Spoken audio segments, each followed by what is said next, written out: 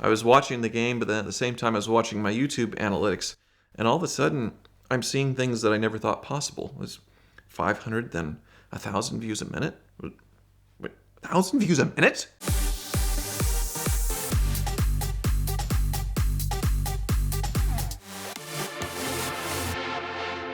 So at this point, I probably had over 300 cars on Hoovie's garage. Definitely lost count years ago, but it has been a lot. But of course, when people come up and talk to me, they say, hey, I've been watching you since this car, the $200 Lexus, or the Silver Elephant, or the Rolls-Royce Phantom. So there's certainly these pivotal cars in my YouTube journey that really stick in the minds of viewers and myself, and being a big springboard for me as far as taking me up to the next level of YouTube. So the first one, obviously, in 2017 was my 2007 S600. And that's probably the last car that I bought before I was a YouTuber, before I thought of, well, what would this do for YouTube or writing for a blog or whatever. And it was just a blown motor 2007 S600 down near Grand Lake in Oklahoma. And it was very, very cheap. Only $4,500 at the time for that body style of S600 was incredibly, incredibly cheap. Now, the person that owned it,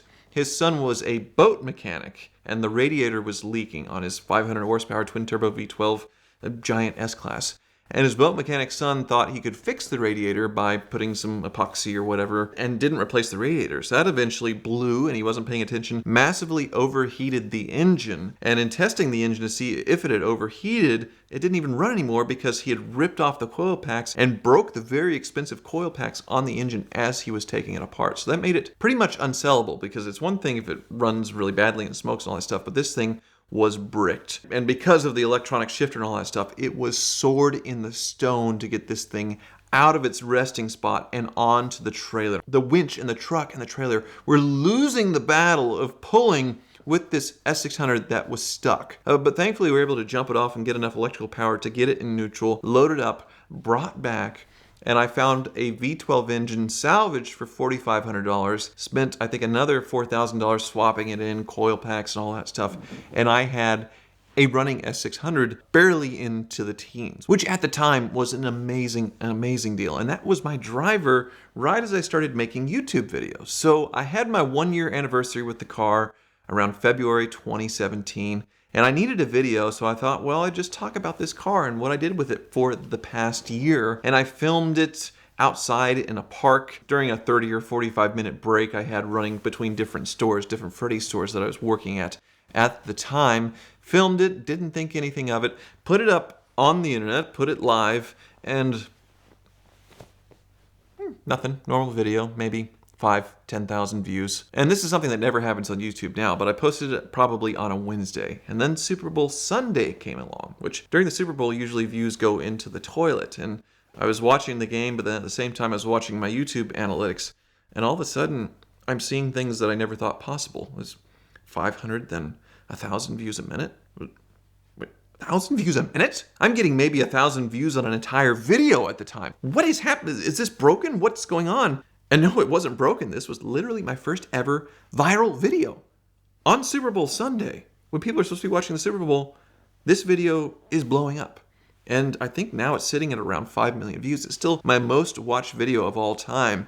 And the OG subscribers, they'll come up to me and say, I've been watching you since the Silver Elephant days. And that is now over 8 years ago at this point. But it was a big launching pad to where, oh wow, this YouTube could really be a thing. Because before that, I was writing blogs on AutoTrader with Doug DeMuro, and the YouTube videos were sort of a complement to it. I would make a video with it, just basically recapping what I wrote, and I didn't give much thought to the YouTube channel. I was getting paid $150 to write an article, and that was my income from it. So this was a whole new world for me. And certainly I had some successes after that, but the next big car, the big risk, was buying the Rolls-Royce Phantom, which I went and took out a bank loan for $80,000 on this Rolls-Royce, hoping the YouTube videos would somehow pay for the loan. That's how I'd done it in the past with lower risk cars, like an Acura NSX for 30 grand and a Bentley Continental GT. 80 grand seemed insane. The payment was almost what my mortgage was, and I was really hoping the Phantom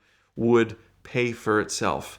And I got so lucky, because that one hit right from the very beginning. It got shared on Worldwide Hip Hop and all kinds of other places that I never imagined I would see my face, and the video blew up to millions of views, but also the follow-up videos blew up to millions of views on top of it. One video that makes absolutely no sense is I compared the Rolls-Royce Phantom to a Hyundai Equus, which is Hyundai's luxury car before Genesis became its own brand, and it had reclining seats and a refrigerator and all that stuff. And I showed how the Hyundai was more luxurious than a Rolls-Royce Phantom. And that is not my most viewed video, it might be my second, but it's the highest ad revenue video I've ever had. That one video made $30,000. Unbelievable. I had no idea that this was possible with YouTube. And yeah, the Rolls-Royce Phantom, I feel like, was definitely my biggest hit as far as the average view per video on the car. And I eventually sold it with Daddy Doug on Cars and Bids to launch his Cars and Bids whole auction platform. The first week it was his E63 wagon, and then the second week it was me risking my Rolls-Royce no reserve. And Doug was more scared about it than I was. He was terrified that nobody would bid, but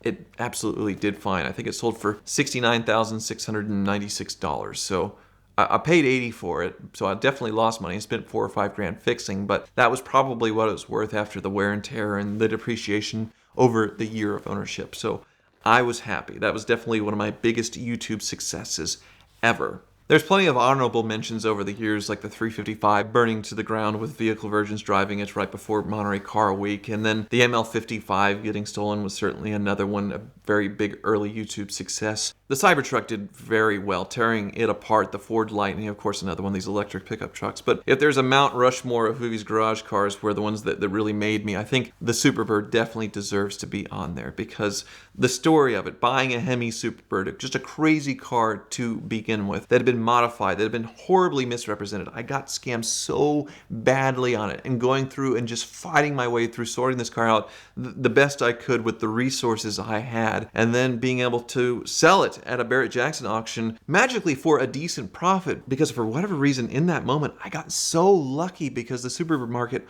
went absolutely crazy. So it had a nice little neat bow on it at the end with a happy ending, and I'd love to have more Hoovie's Garage sagas like the Superbird. You know, just fighting my way through it, having a triumphant ending. I don't need to make tens of thousands of dollars selling it, but still having a happy ending with the car after a lot of adversity. But that's getting harder and harder to find with today's car projects and crazy prices and parts prices and everything else. And since I've already gone through so many dream cars that I've always wanted to own, you don't really want to go back and revisit it and do it again, so you're trying to find different things, and it's turning into more of a challenge. Not that I'm complaining that much, because I absolutely love what I do and could continue doing it forever. I love being the dumbest automotive YouTuber.